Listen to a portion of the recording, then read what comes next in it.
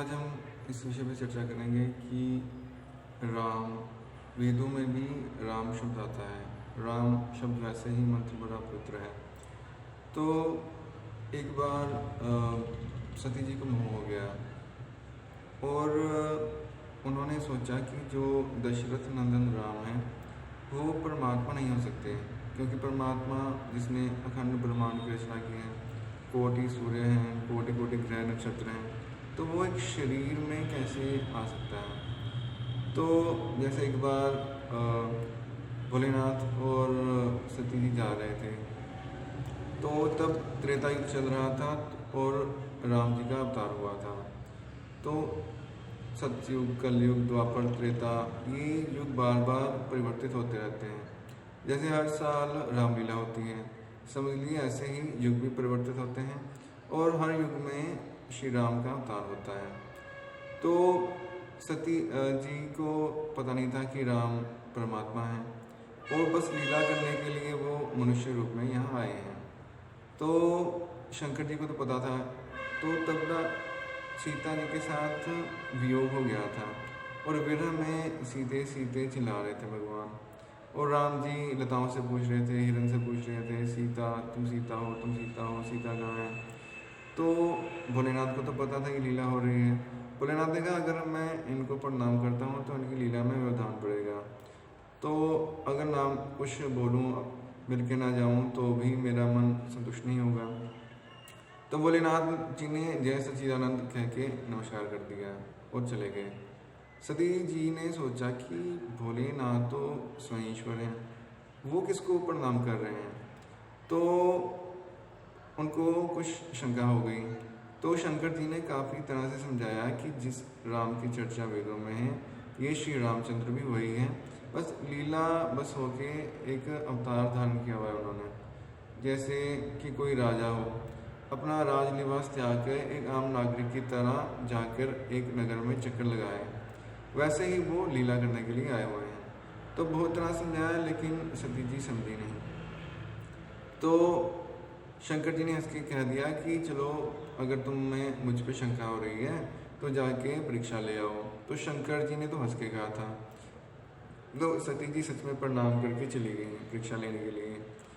तो जब सती जी चली गई तो भोलेनाथ ने सोचा कि ऐसा तो कभी हुआ ही नहीं कि मैं कुछ सती को समझाना चाहता हूँ, सती ना समझी हो। तो लेकिन ये अब क्यों ऐसे जिद पकड़ ली और क्यों परीक्षा लेने चली गई। तो एक सेकंड के लिए तो उन्होंने सोचा, फिर एक बड़ी प्यारी बात बोली शंकर जी ने कि को करी यतन बढ़ावे शाखा, सोई हुई जो राम रच राखा। कि कोई तर्क वितर्क करके क्यों वृक्ष की शाखा बढ़ाता रहे, होगा वही जो भगवान ने लिखा है, जो उसकी लीला है वही पूर्ण होगी। तो वो राम नाम जपने लगे।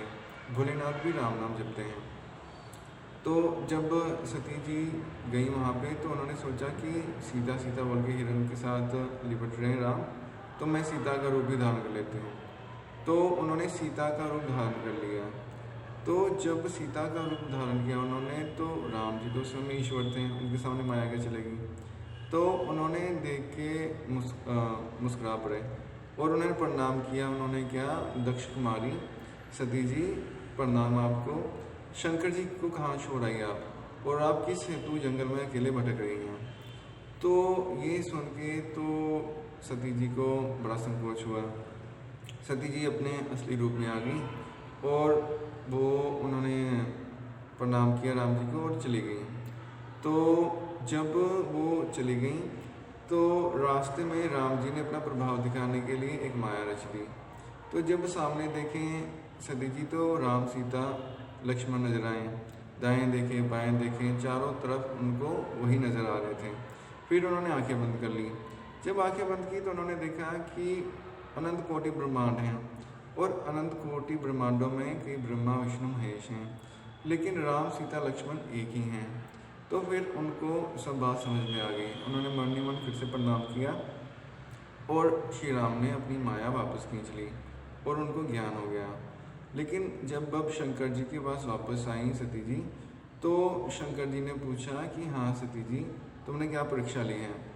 तो अब परीक्षा तो सीता जी का रूप धारण करके ली थी, लेकिन डर के मारे सती जी के मुंह से झूठ निकल गया कि मैंने कोई परीक्षा नहीं ली, आप ही की तरह प्रणाम किया है। तो वो तो बोल दिया, गलती से झूठ निकल गया उनके मुंह से। लेकिन शंकर जी ने सोचा कि गई तो परीक्षा लेनी थी, तो एक बार देख लूँ। तो उन्होंने आँख बंद करके देखा, अंतर ध्यान हुए कि हुआ क्या था। तो उन्होंने देखा कि इन्होंने तो सीता जी का रूप धारण किया था। तो राम जी तो इष्ट हैं भोलेनाथ के, और सीता उनकी माता के समान है। तो फिर उन्होंने मन ही मन ये कहा कि आज से मैंने पत्नी के रूप में स्वीकार करना छोड़ दिया सती को। जब ये बात हुई तो आकाशवाणी हुई कि भोलेनाथ ऐसा परंतु आप ही कर सकते हैं, आपकी भक्ति महान है। तो सती जी ने पूछा कि आपने कौन सा प्रण लिया है जो आकाशवाणी हुई है। शंकर जी कुछ बोले नहीं, उन्होंने कुछ बताया नहीं कि मैं बताऊंगा तो इसका मन दुखेगा। इससे हमें ये पता चलता है कि जो राम जी अवतार के रूप में यहाँ आए थे तो थे वो साक्षात परमात्मा ही। देखिए, परमात्मा वैसे भी सर्वव्यापक है, वेदों में सर्वव्यापक बताया गया है। तो जो परमात्मा सर्वव्यापक है, हर जगह है, तो एक रामायण में ये भी आता है दोहा कि हर व्यापक सर्वत्र समाना, प्रेम ते प्रकट होई मैं जाना, कि परमात्मा सब जगह सर्वव्यापक है। तो अगर वो साकार रूप लेके हमारे बीच लीला करने के लिए आ भी जाए तो इसमें आश्चर्य की बात क्या है। तो जो साकार की उपासना करते हैं वो भी ठीक है अपनी जगह, जो निराकार की उपासना करते हैं वो भी ठीक हैं। किसी की श्रद्धा को चोट नहीं पहुंचानी चाहिए, किसी की श्रद्धा को बढ़ाने वाली बात तो करनी चाहिए, डिगाने वाली बात नहीं करना चाहिए। तो गुरु गोबिंद सिंह ने स्पष्ट कहा है कि प्रेम से ही परमात्मा मिलता है, कि जो परमात्मा को पाने का ढंग है वो प्रेम ही है, उसके अलावा और कोई ढंग नहीं है। तो ये तो स्पष्ट है कि जो परमात्मा के साथ प्रेम करेगा वही परमात्मा को पाएगा, और कोई भी परमात्मा को प्राप्त नहीं कर सकता। चाहे आप जप करते हो, तप करते हो, पूजा या उपवास है, अगर परमात्मा के साथ प्रेम नहीं है तो ये सब व्यर्थ है, ये सब बोझ ही हैं। जिसके साथ प्रेम होता है उसको चाहे आप कुछ भी ना दो, सिर्फ हंस के बात ही कर लो, वही काफ़ी होता है। जिसके साथ प्रेम नहीं है उसको 36 प्रकार के भोजन आप करवा दो, फिर भी वो निरर्थक होते हैं। जैसे श्री कृष्ण ही थे, तो उन्होंने दुर्योधन का 36 भोग नहीं खाया, उन्होंने विदुर का साग और मक्की की रोटी खा ली। तो ये जो है सिर्फ प्रेम की ही भाषा समझते हैं परमात्मा। तो चाहे साकार हो, निराकार हो, भोलेनाथ को मानते हो, राम को मानते हो, कृष्ण के मानते हो, सिर्फ प्रेम ही चाहिए परमात्मा को, और कुछ नहीं चाहिए। तो अपने मन में प्रेम पैदा कीजिए, परमात्मा का नाम जप कीजिए, अच्छे कर्म कीजिए। हर एक व्यक्ति के हृदय में परमात्मा का निवास है, तो प्रयत्न कीजिए कि किसी का दिल ना दुखे आपके द्वारा, तो परमात्मा भी प्रसन्न होंगे और परमात्मा आपको प्राप्त भी होंगे। इसी जीवन में जीवन मुक्त अवस्था प्राप्त होगी। मैं ये नहीं कहता कि आप अच्छे कर्म करो वैकुंठ मिलेगा, स्वर्ग मिलेगा, वो बात की बातें हैं।